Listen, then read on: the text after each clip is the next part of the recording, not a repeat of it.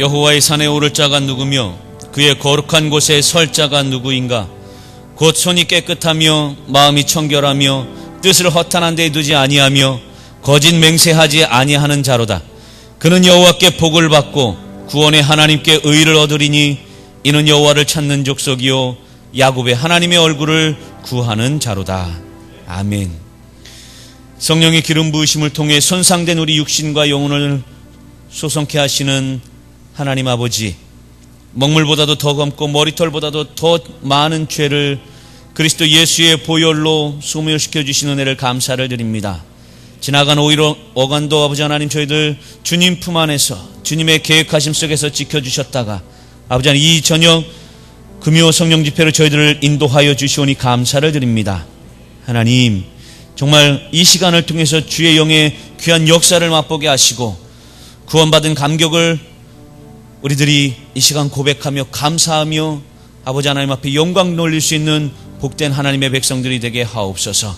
인간의 불신보다도 하나님의 사랑이 더 큰 은혜임을 고백하는 시간이 되게 하시고 하나님의 사랑이 우리 인생에서 승리하는 원동력임을 믿고 절망의 어두운 그림자를 물리치는 그 믿음을 회복하는 복된 시간이 되게 하옵소서. 오늘도 말씀을 통해서 하늘의 능력과 은총이 성령의 충만케 하심이 이 시간 저희들에게 충만하게 하여 주시옵소서. 예수님의 이름으로 기원하옵나이다. 아멘. 할렐루야. 오늘 우리에게 주신 하나님의 말씀은 이사야 38장 1절부터 8절의 말씀과 21절에서 22절의 말씀입니다.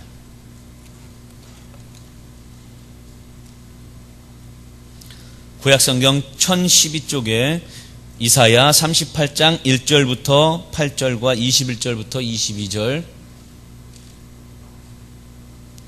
찾으셨으면 아멘. 한 절씩 교독하실 때에 나에게 주시는 귀한 주님의 음성을 듣는 복된 시간 되시기를 바랍니다. 그때에 히스기야가 병들어 죽게 되니 아모스의 아들 선지자 이사야가 나아가 그에게 이르되 여호와께서 이같이 말씀하시기를 너는 내 집에 유언하라. 내가 죽고 살지 못하리라 하셨나이다 하니 이르되 여호와여 구하오니 내가 주 앞에서 진실과 전심으로 행하며 주의 목전에서 선하게 행한 것을 기억하옵소서 하고 히스기야가 심히 통곡하니 너는 가서 히스기야에게 이르기를 내 조상 다윗의 하나님 여호와께서 이같이 말씀하시기를 내가 내 기도를 들었고 내 눈물을 보았노라. 내가 내 수 안에 15년을 더하고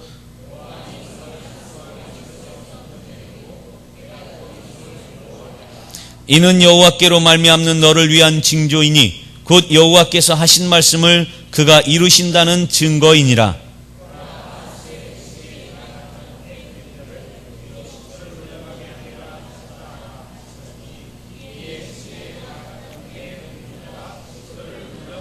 (21절입니다) 이사야가 이르기를 한 뭉치 무화과를 가져다가 종처에 붙이면 왕이 나으리라 하였고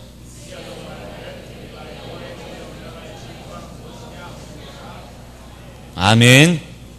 오남 선교회 하나님 앞에 찬양으로 영광 돌리겠습니다. 아멘이 또 안 나오네요.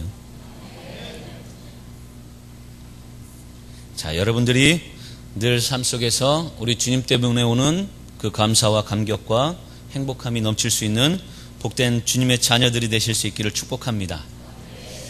여러분들의 삶을 살아가면서 어떤 어려움들이 있습니까? 오늘 그 해답이 있습니다. 이스라엘의 골다 메이어라고 하는 이스라엘의 그 여성 정치인이 있었습니다. 1948년에 5월 18일 벤구리온에 의해서 이스라엘이 건국되었을 때에 초대 내각의 노동부 장관을 역임한 여인이었고 이후에 세계 최초의 여성 외무부 장관으로 활약하면서 국제사회에 이스라엘이 있다라고 하는 것을 알렸던, 그리고 이스라엘의 우방을 만들기 위해서 노력했던 인물입니다. 그녀는 1967년에 이스라엘의 총리로 당선이 되면서 연립 내각을 이끌었고요. 그리고 1969년에 에시콜이라고 하는 수상이 갑자기 서거하자 수상으로 재임하면서 1973년 제4차 중동전쟁을 이끌었던 사람이기도 합니다. 1978년에 이제는 그녀는 80세의 일기로 주님의 부르심을 받았지만 아직까지도 이스라엘 국민들 사이에서 이 골다 메이어라고 하는 이 여성은 희망과 이상을 구현한 건국의 어머니다라고 추앙받고 있습니다. 그녀의 자서전에 그는 이렇게 고백합니다. 내 얼굴이 못난 것이 다행이었다. 나는 못났기 때문에 열심히 기도했고 못났기 때문에 열심히 공부했다. 나의 이런 연약함은 나뿐만 아니라 이 나라에 큰 도움이 되었다. 우리의 약점과 실망은 곧 하나님의 부르심이었다라고 하면서 이 골다 메이어라고 하는 이 여인은 12년 동안 그 나라를 다스리면서 아무도 모르게 백혈병과 사투를 벌이면서도 오직 하나님 한 분만을 붙들고 그에게 주신 그 직분을 잘 감당했던, 그에게 있던 위기를 하나님께 메어달리면서 하나님 앞에 나아가면서 그것을 극복했던 여인이었습니다. 성경에 제자들이 있습니다. 제자들이 갈릴리 바다의 풍랑과 밤을 새워서 싸우면서도 주님의 말씀대로 가버나움으로 가려고 노력을 합니다. 그런데 그 제자들이 탄 배가 한치도 앞으로 전진하지 못했습니다. 제자들이 한계에 부딪힌 그 순간에 밤 사경 가장 어두운 시간에 주님은 그 풍랑 사이로 걸어와서 제자들과 함께 하셨습니다. 그리고 인간에게 있어서 가장 큰 문제인 자신의 한계를 알지 못한다라고 하는 그것을 깨닫게 해주시면서 그 주님께서는 그들을 이끌어 가셨습니다. 우리 인생들은요, 하나님 없이 잘 되올 수 있다고, 한계가 없이 무슨 일이나 잘할 수 있다고 이렇게 교만하고 어리석은 생각들을 합니다. 그러다가 우리가 인생의 풍랑을 만나고 우리 삶의 위기에 직면하면 절망하고 좌절하고 낙담하고 더 나아가서는 하나님을 원망하면서 하나님이 자신을 버렸다고 절망적인 생각에 빠지게 됩니다. 그러나 동시에 이 삶의 위기는 우리의 한계를 깨닫게 하시려는 그런 하나님의 뜻에서 비롯된 것이다 라고 하는 것을 우리는 알아야 합니다. 낙심하지 말고 새로운 길을 찾으라라고 하는 하나님의 명령임을 깨달아야 합니다. 그리고 한계에 부딪힌 그 순간은 하나님이 나를 버린 그런 순간이 아니라 도리어 하나님이 나를 찾아오신 순간이다라고 하는 사실을 우리는 가슴 깊이 새기셔야 하고 깨달으셔야 할 줄로 믿습니다. 그래서 위기라고 하는 말을 풀어 써보면 이 위기라고 하는 말은 위험 플러스 기회의 약자이기도 합니다. 그죠? 위험이자 곧 기회가 우리에게 주어지는 위기입니다. 우리가 살다 보면 종종 인생의 위기를 맞이할 때가 있습니다. 병으로 죽는다고 사형 선고를 받기도 하고요. 요즘 저 반대편에 있는 아프리카 리비아라고 하는 나라에서 보면 국가적인 위기도 있고요.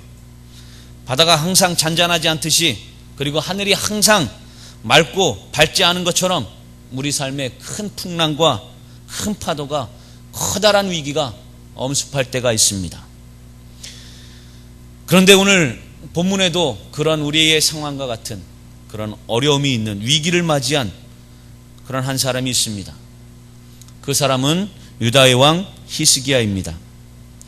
오늘은 우리가 이 히스기야를 통해서 이 히스기야가 위기에 처한 그 상황 속에서 어떻게 행하였는가, 그의 반응과 함께 그 결과로 하나님께서 어떤 은혜를 그에게 베푸셨는가를 통해 바라보면서 우리의 삶의 자리, 저와 여러분의 삶의 자리를 되돌아보시고 점검해 보실 수 있는 그런 은혜의 시간이 되시기를 주님 안에 축복합니다. 오늘 먼저 1절 말씀 한 개 볼까요? 1절 말씀 시작. 그때에 히스기야가 병들어 죽게 되니 아모스의 아들 선지자 이사야가 나아가 그에게 이르되 여호와께서 이같이 말씀하시기를 너는 내 집에 유언하라. 내가 죽고 살지 못하리라 하셨나이다 하니. 아멘. 시작할 때 그때라고 하는 말이 나옵니다. 그때에.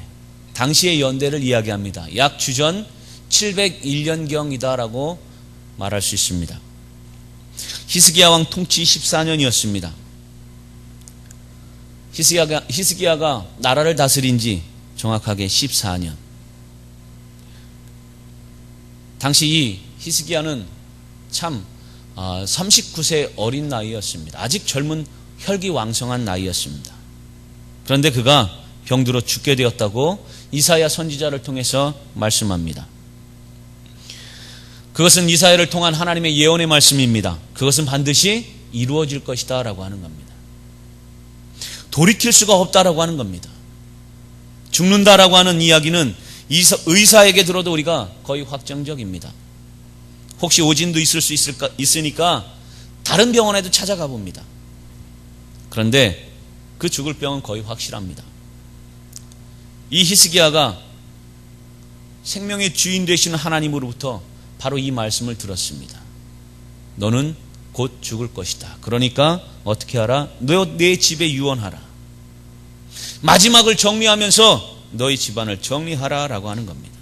네가 죽고 살지 못하리라. 죽을 것을 단언하고 강조하고 있는 말씀입니다. 그에게 희망이라고 하는 것은 전혀 없어 보였습니다. 첩첩산중, 설상가상.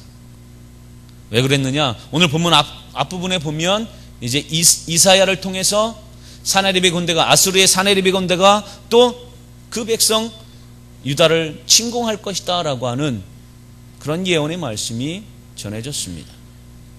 기원전 701년이라고 했으니까 이미 20여 년 전에 북이스라엘은 이 아수르의 침공으로 말미암아 나라가 멸망한 상황이었고, 이제 하나님의 선민이다라고 했던 그 민족들 가운데 오직 유다 지파, 남유다만이 있는 그러한 상황입니다. 그런데 그 엄청난 강대국이었던 그 나라가 랍사게를 앞세워서 사네립의 군대가 쳐들어오겠다라고 하는 것이었습니다. 국가적인 위기죠. 주변에 강대국이 쳐들어오니 얼마나 힘든 상황이겠습니까? 그런데 거기에다가 어떤 일까지 벌어졌습니까? 왕이라고 하는, 임금이라고 하는 사람도 너 이제 죽을 것이다. 이제 네 모든 것, 마지막을 잘 준비해라 라고 하는 겁니다. 왕이 죽으면 그 나라에 무엇이 올까요? 혼란기가 오겠죠. 혼란기가 오는데 거기에다가 또 이웃의 침략까지 있습니다. 힘든 상황입니다. 과연 여러분은 이런 상황 속에서 어떻게 하시겠습니까? 오늘 본문 2절의 히스기야는 이런 반응을 보였습니다. 2절 말씀 다 같이 읽어보겠습니다. 시작. 히스기야가 얼굴을 벽으로 향하고 여호와께 기도하여 아멘.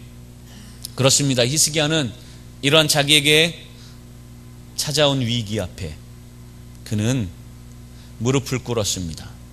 그것도 어디를 향했습니까? 얼굴을 벽으로 향하고 여호와 하나님 앞에 기도하였다라고 말씀하고 있습니다. 여기서 그의 반응은 선지자 이사야의 말을 듣자마자 바로 하나님의 말씀을 듣고 그 즉시 바로 하나님 앞에 기도에 전념했다라고 하는 것을 보여줍니다. 그에게 죽음이 선포된 순간 절망하거나 그는 결코 체념하지 아니하고 그의 마음을 다해서 하나님 여호와께 기도하였던 것입니다. 무릎 꿇었다라고 하는 것입니다. 말씀드렸듯이 이 당시 히스기야는 39세의 젊은 나이였습니다. 그 나라의 왕위를 이을, 그의 뒤를 이을 므낫세라고 하는 아들이 몇 살에 태어났냐면 42세에 태어났습니다. 아직 자녀가 없었을 때였습니다. 그에게는 후계자가 될 자식도 없었고 참 어려운 형편이었고 아수르의 침공도 앞두었다라고 말씀을 드렸었습니다. 이런 모든 상황, 그 모든 상황 역시 자신의 죽음을 받아들일 수 없게 했겠지만 무엇보다도 그에게는 전능하신 하나님께서 자신을 죽음에서 구원해 주실 것이다 라고 하는 믿음이 있었기에 자기 자신의 삶을 끝까지 포기하지 아니하고 하나님 앞에 메어 달릴 수 있었던 것입니다. 그러기에 그는 세상적인 모든 방법에 대한 기대를 완전히 끊어버리고 오직 하나님께만 집중하려고 했던 것을 알 수가 있습니다. 그것이 무엇입니까? 얼굴을 어디로 향했다고요? 벽으로 향했다라고 하는 겁니다. 우리 주님께서 기도하는 장소를 가르쳐 주신 적이 있습니다. 어디로 들어가라고 했습니까? 골방으로 들어가라라고 했습니다. 세상의 시끄러운 소리, 세상의 여러 가지 어지러운 것들, 그것들 바라보지 말고 바로 기도할 때는 오직 주님과 나와의 1대1로서 온전하게 관계를 맺을 수 있는 그러한 곳, 골방으로 내려가라라고 하는 겁니다. 들어가라라고 하는 겁니다. 그것처럼 히스기야는 하나님과의 모든 것들을 그 관계 속에서 하나님만을 집중하기 위해서 어떻게 했다고요? 얼굴을 벽으로 향했다라고 하는 것입니다. 세상에 기도같이 쉬운 것이 없습니다. 그죠? 그런데 기도만큼 또한 안 되는 것도 없습니다. 막상 큰 일을 만나면 기도만큼 좋은 것도 없습니다. 그렇지만 또한 이렇게 기도만큼 안 되는 것도 또 없습니다. 야곱이 밧단 아람에서 가나안으로 돌아왔을 때에 그가 야복 나루터에 이르렀습니다. 20년이라는 세월이 지났지만 형 에서가 군대를 거느리고 지금 야곱을 맞이하러 나온다라고 하는 것이었습니다. 야곱은 위기의식을 느끼고 여러 가지 궁리를 했습니다. 때를 넷으로 나눴죠. 가장 덜 사랑하는 아내, 그 다음 가장 사랑하는 아내는 맨 뒤에, 그리고 그 자녀들과 함께. 그러면서 이 네 때를 나누면서 어떻게 했습니까? 너희들이 만약에 에서를 만나거든 어떻게 하라. 이것은 우리 주인 야곱이 너의 형님인 에서에게 주는 선물입니다 라고 하는, 그렇게 표하라라고 했어요. 왜요? 그것을 바꾸서 화해의 모습이 있으면 어떻게 하려고요? 나머지도 자연스럽게 화해하게 다니까.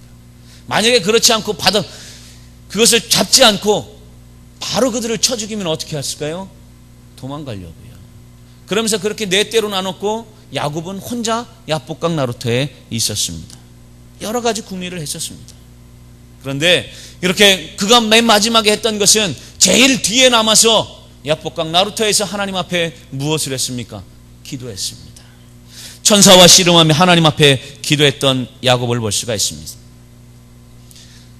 만약 야곱이 제일 먼저 하나님 앞에 기도했으면 더 좋았을 터인데, 인간적인 수단을 다 한 후에 겨우 그래도 불안하니까 하나님 앞에 무릎을 꿇었던 것입니다. 마지막이라도 기도했으니까 얼마나 다행인지 모릅니다. 기도하기가 이렇게 어렵습니다. 그렇게 기도했을 때 하나님께서는 어떻게 하셨습니까? 하나님께서는 야곱을 만나 주셨습니다. 그러면서 그의 이름을 바꿔줍니다. 야곱에서 이스라엘로, 속이는 자에서 하나님과 더불어 겨루어 이긴 사람으로, 육신에 속한 사람에서 영에 속한 사람으로 그의 신분을 바꿔주십니다. 그리고 그렇게 기도했던 야복강 나루터가 무엇이 됩니까? 분이엘이 됩니다. 하나님의 얼굴, 하나님 계신 것, 그곳으로 바뀌는 역사를 하나님께서 이루어 주셨습니다. 이렇게 위기에 닥쳐졌을 때 기도하는 건 정말 쉬운 일이 아닙니다. 그런데 오늘 본문에 있는 이 히스기야는 얼굴을 벽으로 향하고 오직 하나님 앞에 기도했습니다. 여러분은 어떻습니까? 인간적으로, 세상적으로 내가 뭔가 해보겠다고 혹여나 발버둥 치지는 않습니까? 유명하다는 의원은 다 찾고 좋다라고 하는 약은 다 먹고 또 신하들을 불러다가 군사적인 동향이나 대비책이 무엇인지 관여하고, 아니면 인간적인 모든 권모술수를 동원하고. 히스기야도 인간적으로 할 일이 참 많았습니다. 그러나 그는 그렇게 하지 않았습니다. 그는 기도했습니다. 히스기야가 얼굴을 벽으로 향해서 하나님 앞에 기도하면서 그는 자기 자신에게 있었던 것을, 자기 자신에게 있었던 그 습관을 자기 어려움 속에서도 불구하고 하나님 앞에 나아가 기도했던 것입니다. 항상 기도했던 것입니다. 쉬지 않고 기도했던 것입니다. 여러분들의 기도하는 그런 모습들이 습관화되셔서 어떤 위기 상황 속에서도 주님을 찾을 수 있는 여러분들 되시기를 바랍니다. 위기를 만났을 때 기도만이 우리들이 살 길입니다. 그러면서 하나님께서 해결해 주시는 그 해결책을 발견해야 할 줄로 믿습니다. 그러면서 이 히스기야의 기도는 어떤 기도였습니까? 3절 끝부분에 보면 이렇게 이야기합니다. 심히 통곡하니. 히스기야의 기도는 바로 통곡의 기도였습니다. 통곡이라고 하는 말의 뜻은 뭘까요? 여러분 잘 아시죠?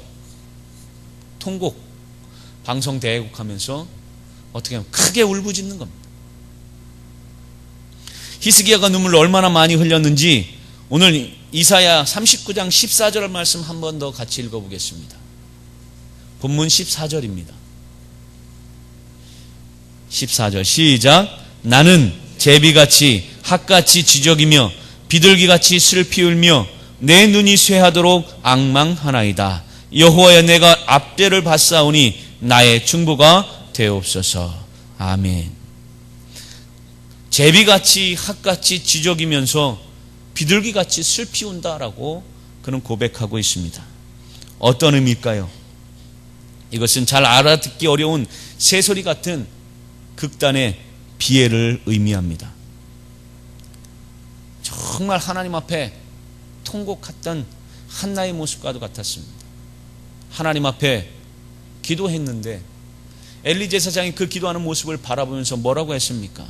언제까지 술에 네가 취해 있을 것이냐. 술을 끊고 하나님 앞에 온전히 기도해라 라고 했습니다. 그러할 때에 그 여인이 한나가 이렇게 기도합니다. 이렇게 이야기합니다. 종은 술을 먹지 않는 자가 아니라 술을 먹는 자가 아니라 내 마음이 심히 통곡하여 하나님 앞에 나의 모든 것들을 토하였을 뿐이라. 여러분, 간절히 구하는 기도 속에는 목소리가 나타나지 않습니다. 잘 들리지 않습니다. 마찬가지입니다. 그의 통곡이 어떤 모습이었습니까? 마치 제비가 지저귀는 소리같이, 학이 지저귀는 소리같이, 비둘기같이 슬피 운다. 알아듣지 못할 그 모습이었다라고 하는 겁니다. 하나님이 들으시는 기도는 웅변이 아닙니다. 비록 알아듣지 못해도 그런 신음소리와 같아도 마음에 있는 애통함과 비애를 하나님 앞에 쏟아놓는 그런 모습이 된다면 하나님께서는 우리 기도에 응답하신다라고 하는 것입니다. 히스기야는 결코 시간적으로 지체하지 않았습니다. 오늘 4절 말씀 이렇게 이야기합니다. 4절 말씀도 함께 읽어볼까요? 시작. 이에 여호와의 말씀이 히스기야에게 임하여 이르시되 아멘. 여기서 이야기합니다. 히스기야에게 임하여 이르시되 너는 가서 히스기야에게 이르기를 이라고 이야기합니다. 히스기야가 머뭇거리지 않고 기도를 했습니다. 그랬더니 하나님께서도 즉시 이사야를 통해서 어떻게 하셨습니까? 응답하셨습니다. 내가 내 기도를 들었고 내 눈물을 보았노라고, 그리고 내 생명에 15년을 연장시키고 아수르의 침공을 물리쳐 주겠노라고 말씀하십니다. 그런데 그 중간에서 그것을 전달하는 이사야만 바빠졌습니다. 금방 가서 죽을 것이라고 전했는데 또다시 찾아갔습니다. 이번엔 뭐라고요? 금방 다시 살 것이라고. 하나님 앞에 보였던 그 히스기야의 그 기도는 그 중간에 있었던 그 이사야를 매우 바쁘게 만들어 버렸습니다. 왜 그랬습니까? 하나님께서 그 히스기야의 기도를 들으셨기 때문입니다. 그러면 이렇게 눈물로 통곡하며 얼굴을 벽으로 향하면서 하나님 앞에 기도했던 이 히스기야의 기도는 어떤 기도였을까요? 오늘 우리 다 같이 3절 말씀 다시 한번 읽어볼까요? 3절 시작.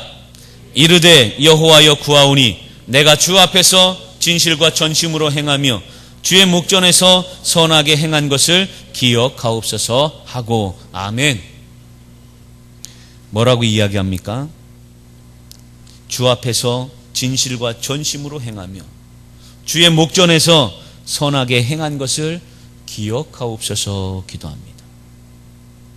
이 모습은 무엇이냐? 바로 히스기야가 하나님 앞에 보여드렸던 삶의 모습이었다라고 하는 겁니다. 삶 속에서 하나님 앞에 드렸던 기도였다라고 하는 겁니다.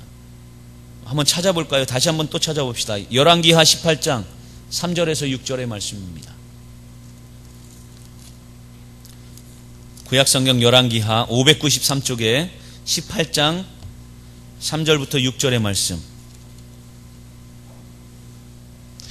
히스기야가 하나님 앞에 구했습니다. 내가 진실과 전심으로 하나님 앞에 구하지 않았습니까? 내가 하나님 앞에 행한 것들 기억해 주십시오라고 하는 그 내용이 여기에 나와 있습니다. 3절부터 6절까지 다 같이 봉독합니다. 시작.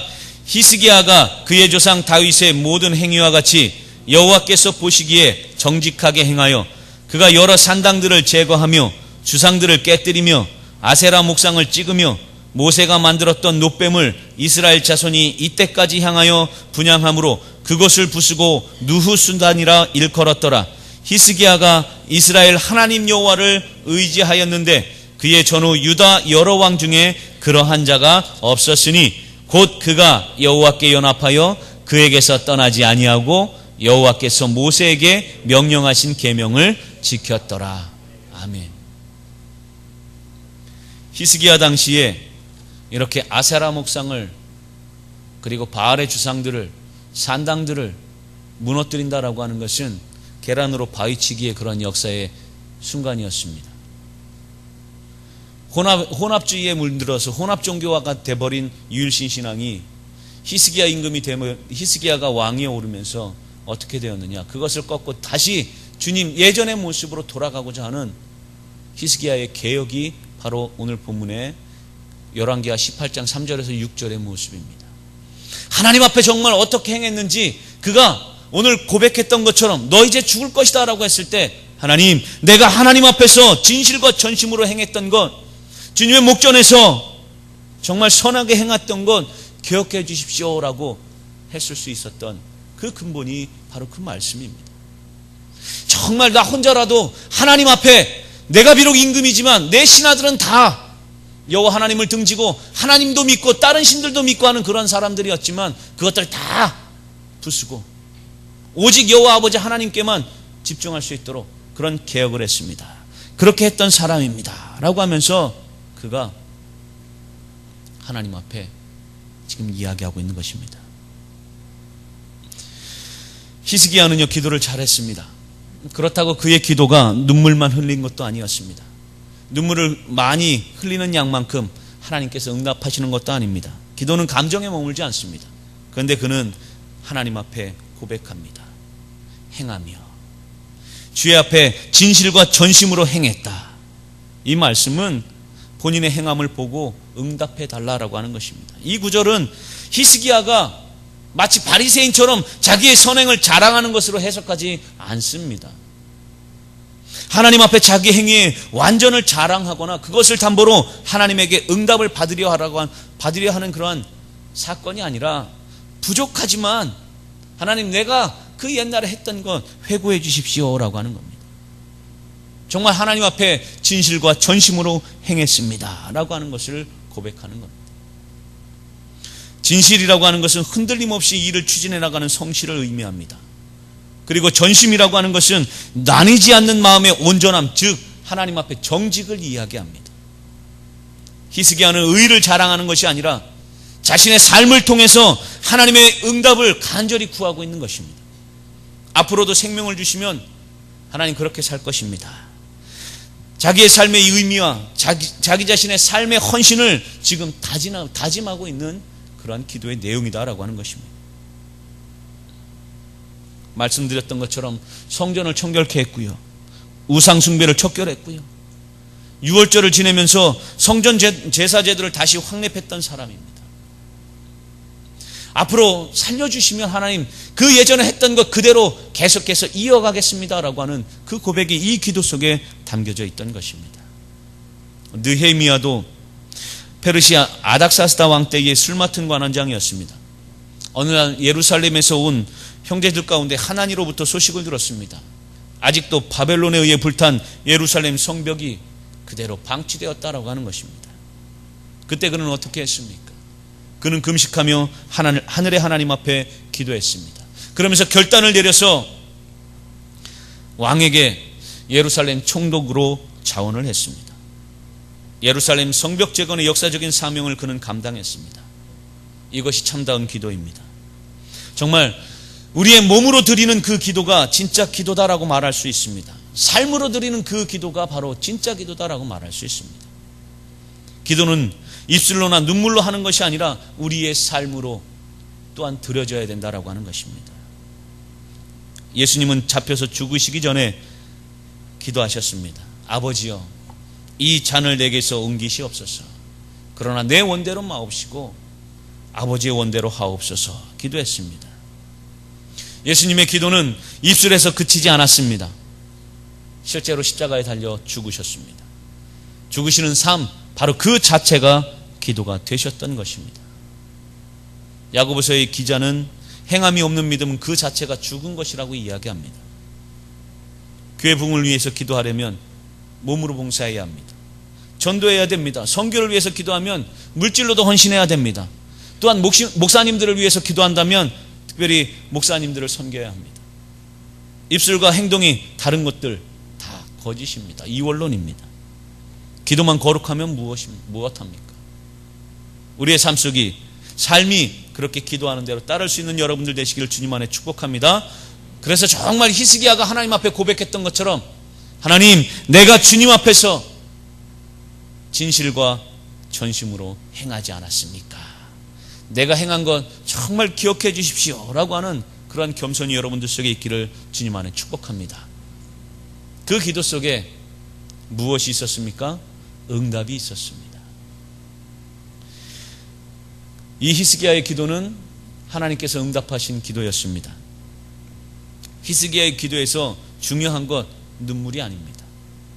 병들어 죽게 되었다는 슬픈 이야기가 아닙니다. 바로 그보다 더 중요한 것은 하나님의 응답이다라고 하는 것입니다. 기도를 잘하는 것이 결코 중요하지 않습니다. 응답받는 것이 더 중요합니다. 하나님의 보좌를 움직였느냐 움직이지 못하였느냐, 그것이 더 중요하다라고 하는 것입니다.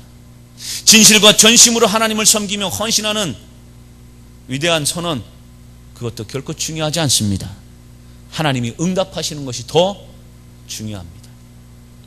내가 내 기도를 들었고 내가 내 눈물을 보았다라고 하는 하나님의 인정하심이 중요하다라고 하는 것입니다. 그러면서 더 나아가서 하나님께서는 그에게 덤으로 주셨습니다. 생명의 15년의 연장과 함께 아수르의 진궁에서도 유다를 구원하셨습니다. 이것이 중요한 것입니다.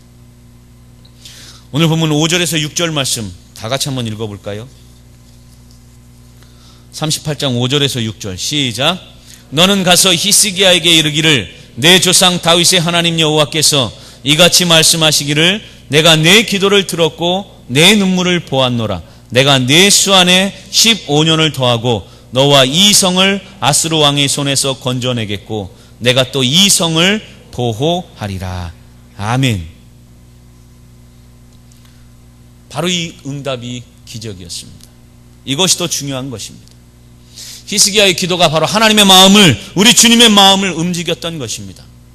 그러면서 계속해서 8절에 하나님은 그 기적을 친절하게 설명하시기 위해서 하나님께서 증거를 주시겠다라고 말씀하셨습니다.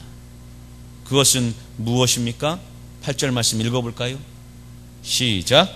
보라, 아하스의 해시계에 나아갔던 해 그림자를 뒤로 10도를 물러가게 하리라 하셨다 하라 하시더니 이에 해시계에 나아갔던 해의 그림자가 10도를 물러가니라. 아멘.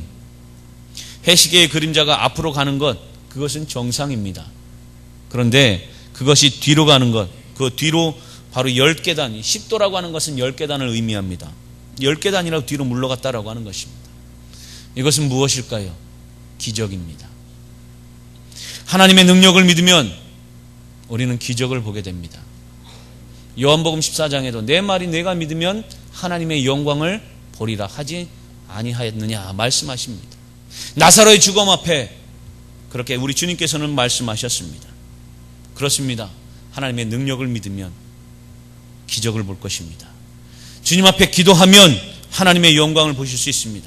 기도의 능력은 얼마나 되겠습니까? 사람의 생명을 살리고 나라의 운명을 바꿉니다. 믿으십니까? 여러분들이 기도하면 나라가 변화될 줄로 믿습니다. 지난번에 오셔서 정영석 목사님이셨나요? 우리 중보기도 하실 때 나라를 위해서 기도했더니 그렇게 됐다라고 했죠.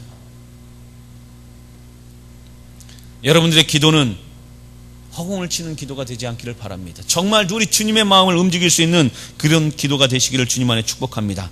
하나님은 결코 혼자서 몰래 역사하시지 않으십니다. 홍해바다 앞에서 기도하는 백성에게 영광을 보이셨습니다. 그리고 기도하는 여호수아에게 해가 지지 않는 영광을 보이셨습니다. 기도하는 예수님을 통해 나사로를 살리셨고 온 인류의 구원의 역사를 이루어 나가셨습니다. 그런데 이 기적이 하나님의 능력에서만 나옵니까? 아닙니다. 이사야는 하나님의 응답을 히스기야에게 전할 때 이렇게 말합니다. 5절 말씀. 거기에서 보면 이렇게 이야기하죠. 내 조상 다윗의 하나님 여호와께서 이같이 말씀하시기를 이라고 하는 겁니다. 그런데 오늘 1절 말씀에는 뭐라고 이야기해요? 히스기야가 죽을 것을 이야기할 때 여호와가 이같이 말씀하시기를 이라고 이야기합니다. 두 곳이 분명히 차이가 납니다. 한 곳은 내 조상 다윗의 하나님 여호와, 한 곳은 그냥 여호와라고 이야기를 합니다. 여호와와 다윗의 하나님 여호와가 무엇이 다릅니까?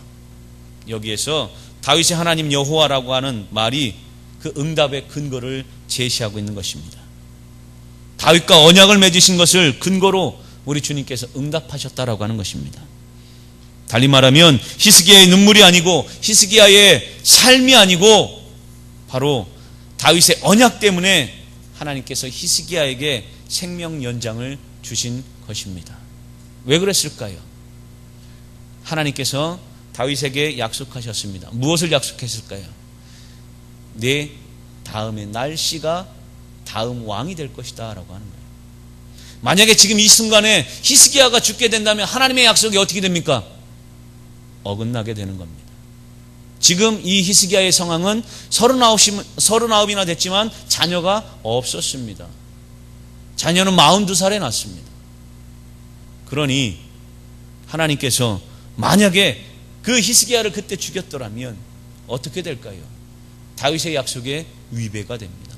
다윗의 계약과 위배가 되는 것이었습니다. 히스기야가 금방 죽는다고 했습니다. 그런데 금방 또 하나님께서 말씀하십니다. 히스기야가 다시 살 것이라고. 하나님이 이렇게 뜻을 바꿀 수 있습니까? 그렇습니다. 그 이유는 그것은 뜻을 바꾸는 것이 결코 아니다라고 하는 겁니다. 뜻은 하나입니다. 그 안에서 뜻은 하나님의 다윗의 위를 향한 하나님의 뜻이었습니다. 히스기야가 죽어도 다윗의 위를 보존할 것이고 히스기야가 살아도 다윗의 위를 보존할 것입니다. 그런데 하나님은 그의 기도를 들으시고 뜻을 바꾸어서 전혀 다른 일을 하시는 것이 아니라 원래 하실 일들을 융통성 있게 보여주셨다라고 하는 것입니다. 그런 의미에서 우리의 기도는 하나님의 보좌를 움직입니다. 정말 죽일 자도 살립니다. 기도 응답의 근거가 우리에게 있는 것이 아니라 하나님의 신실하심 속에 있는 것입니다. 하나님께서 약속하신 것, 그것은 분명히 이루어 주십니다. 하나님의 약속은 꼭 성취되게 되어 있습니다. 지금까지는 내 이름으로 구하지 않았지만 이제부터는 내 이름으로 구하라. 그리하면 주시리라 라고 말씀하셨습니다. 기도를 잘하지 못해도 하나님은 우리의 기도를 들으십니다. 그렇기 때문에 우리는 기도해야 합니다. 기도하는 무릎으로 하나님의 품을 찾는 그런 복된 성도들이 다 되실 수 있기를 주님 안에 축복합니다. 정말 주님 안에서 하나님의 신실하심, 그러기 위해서는 어떻게 해야 될까요, 여러분? 하나님의 약속이 무엇인지 아셔야죠. 담임 목사님 말씀하셨습니다. 그 하나님의 약속하심은 어디에 기록되어 있다고요? 어디에 기록되어 있다고요? 하나님의 말씀, 성경에 있습니다. 그 성경 속에서 여러분들을 향한 하나님의 약속을 더 많이 찾으시고 더 많이 나에게 주시는 그 약속들을 받으시고 그것을 정말 하나님께서 내가 내 기도를 들었고 내 눈물을 보았노라. 내 생명에 15년을 더하고 이 성도 아스리 왕에서 구원할 것이고 가장 큰 기적, 아하스의 해시계가 나아갔던 그 십도가 뒤로 물러설 것이다 라고 하는 기적의 역사를 맛볼 수 있는 귀한 우리 방주교의 모든 권속들 되시기를 주님 안에 축복합니다. 히스기야와 같은 그런 놀라운 응답의 역사가 있는 그런 여러분들의 외침들이 하나님을 향한 몸부림들이 되기를 주님 안에 축복합니다. 기도하겠습니다. 하나님 감사합니다. 그렇습니다. 우리가 허공을 치는 외침들이 되지 않게 하시고 정말 주님 안에서 주님의 보좌를 움직이며 내가 내 기도를 들었고 내 눈물을 보았노라. 내가 내 수 안에 15년을 더하고 너와 이 성을 아스로 왕의 손에서 건져내겠다. 또 이 성을 보호할 것이다. 그 기적으로, 그 징표로 해시계에 나아갔던 해그림자를 뒤로 십도로 물러가게 하겠다 라고 하는 주님의 약속이 있었습니다. 하나님, 우리에게도 그런 기적이 있게 하옵소서. 정말 하나님 안에서 하나님 제가 이렇게 하지 않았습니까? 하나님, 정말 겸손하게 우리 주님만을 따랐던 하나님의 백성 아닙니까? 아버지 하나님, 정말 그런 하나님의 백성이기에 이렇게 간절히 주님 앞에 구하오니 하나님, 우리에게 우리 모든 기도의 소원의 제목에 응답하여 주옵소서. 기도했을 때 정말 주님의 응답이 우리 삶 가운데 있는 하나님의 복된 축복의 통로들, 주님의 복된 그런 자들 될 수 있도록 하나님 인도하여 주시옵소서. 이 시간 주의 영으로 함께하여 주시옵소서. 우리의 입술을 열어 주님 앞에 고백할 때에 놀라운 주의 기적을 바라보게 하옵소서. 예수님의 이름으로 기도하옵나이다. 아멘.